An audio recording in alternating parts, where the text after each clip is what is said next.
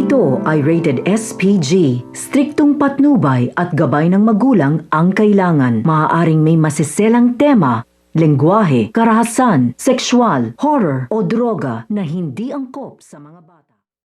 Welcome back mga ka-episode class. Narito mga dapat nating abangan dito nga lang sa FPJs Batang Quiapo, kung saan ito nga si David ay patuloy nga ang kanyang pagiging mayabang dahil na nga rin ngayon nga ay nasa kanya na nga ang loob nga nito ni Don Julio at kasama niya na nga ito.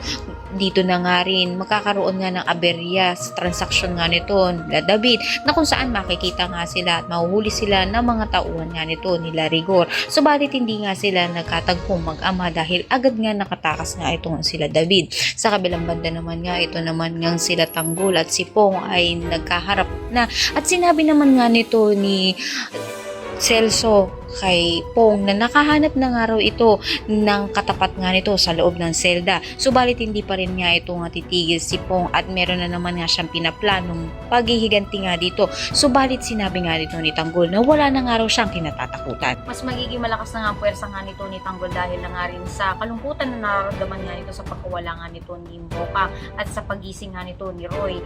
Kanya nga kayang ituro ito nga si Tanggol na ito nga ang tumambang sa kanila. Lahat ng yan ang natin. Maraming salamat.